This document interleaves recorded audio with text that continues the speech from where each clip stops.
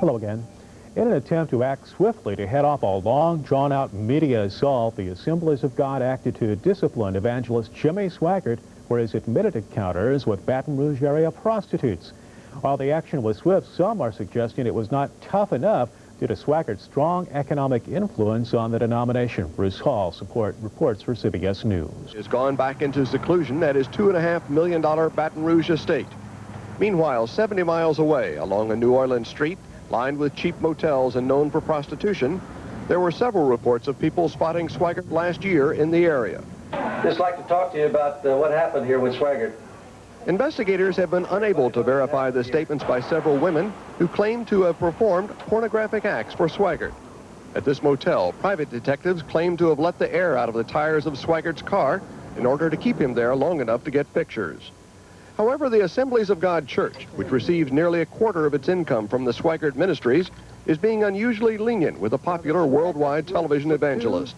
Brother Swaggart will be required to refrain from preaching for a minimum of 3 months, except in fulfillment of present commitments involving foreign governments during that period. I think it's surprisingly light. He can be back on television before there's a new episode of Moonlighting. And it's just, summer reruns don't keep you off that long. The weekly Jimmy Swaggart television program apparently will continue, as the ministry has a 6-month backlog of crusades and services that can be aired. Cynically, one can say that the Assemblies of God didn't want to lose $12 million in funds that Swaggart gives to the denomination. But certainly, the show of repentance helped. I don't doubt that a moment. I have sinned against you, my Lord. Meanwhile, following church orders, Sunday's emotional service may be Swaggart's last public statement about his sexual misdeeds. Bruce Hall, CBS News, New Orleans. More on that, television evangelist Jimmy Swaggart appears now to be in for a stiffer punishment from church officials for his admittance of sexual indiscretions. Friday afternoon in Springfield, Missouri, national leaders with the Assemblies of God Church reached a decision to send his case back to Louisiana officials with an order to reconsider his recommended punishment. We will not discuss the content of our meeting, nor speak to any information or recommendations which have been sent to Louisiana. A final decision on these matters could be several days or weeks away. No further announcement will be made at this time. Many church leaders felt the 3-month suspension from preaching would be too lenient. According to an article in the Indianapolis Star newspaper, local churches expect a boost from the fall of Jimmy Swaggart. Church leaders and Christian broadcasters here in Indianapolis think Christians will be apt to support their neighborhood churches rather than the television ministries such as Reverend Swaggart, according to that article. The published article says the Reverend Thomas Pano of Lakeview Christian Center said, quote, "The scandals are teaching the church a lesson about reliance on media ministries to reach non-Christians. The church has allowed TV superstars to do the work of the church in the area of evangelism," end quote. Gary Arnold, vice president of American Bible Radio here in Indianapolis, said, quote, "It's just a shame that for some reason the local church has not done the job, or else there wouldn't be $141 million going to that particular ministry." He was referring to Swaggart's ministry. In other news, porn publisher Larry Flynt has won a battle against evangelist Jerry Falwell in the Supreme Court. Originally, a lower court had given Falwell a sizable damages judgment for a parody that contained derogatory remarks about Falwell. Flynt says it was a victory for First Amendment rights. Falwell says it's a license for publishers to say anything they choose, true or false. Rita Braver reports for CBS News. It was Hustler magazine publisher Larry Flynt 8, Reverend Jerry Falwell 0 when the Supreme Court finished voting. The justices said that Falwell could not collect damages for emotional distress caused by an insulting parody published in Hustler. In the takeoff on a liquor advertisement, Hustler said that Falwell's first time engaging in sex was with his mother in an outhouse. Lower courts agreed with Falwell that the parody was outrageous and awarded him $200,000 in compensation for his suffering.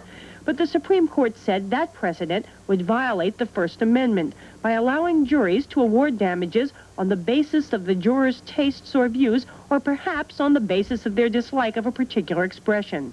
I think what has happened is we have said to Larry Flynt, unfortunately, and to all of his ilk, that you may say anything about any public figure at any time, true or false, designed to hurt or whatever, and never be penalized for it. But the court said the Hustler ad merits the same First Amendment protection as traditional American political cartoons, even if it is at best a distant cousin and a rather poor relation at that.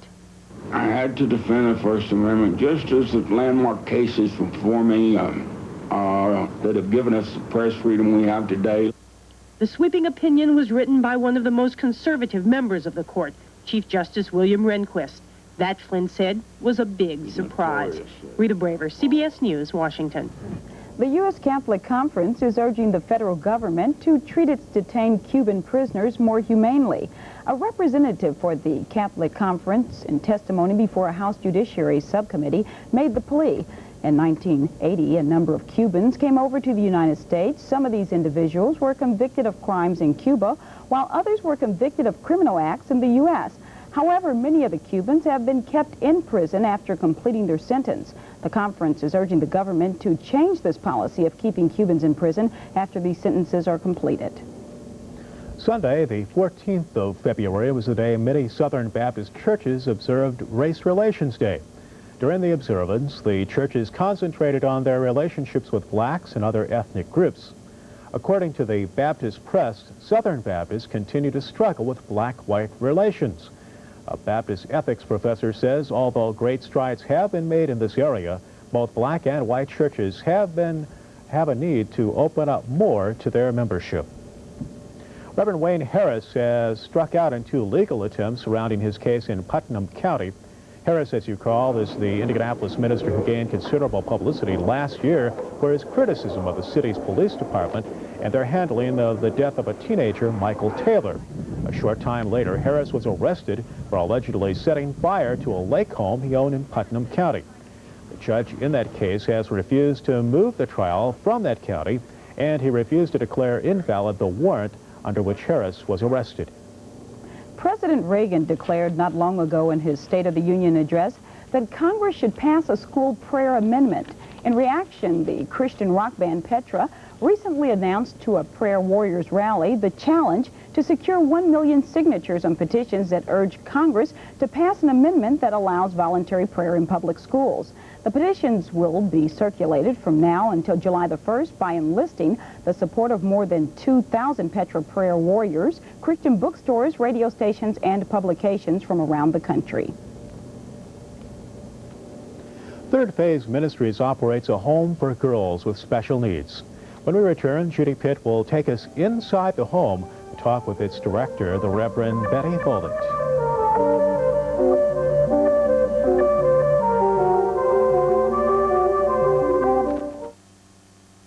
Harry Wilson taught school for 21 years before he had a stroke. He wasn't able to feed himself or do any of the other things that we take for granted. But due to his sheer determination and the efforts of his occupational therapists at Crossroads Rehabilitation Center, Harry has relearned how to take care of himself and how to live independently. Helping those with disabilities to become more independent is what Crossroads is all about. Like Harry, others who participate in the Independent Daily Living program can learn or relearn everyday skills like cooking, dressing, or even how to make a bed. Harry Wilson, who struggled to regain his independence at the age of 57, is living on his own. He's no longer limited by his disability.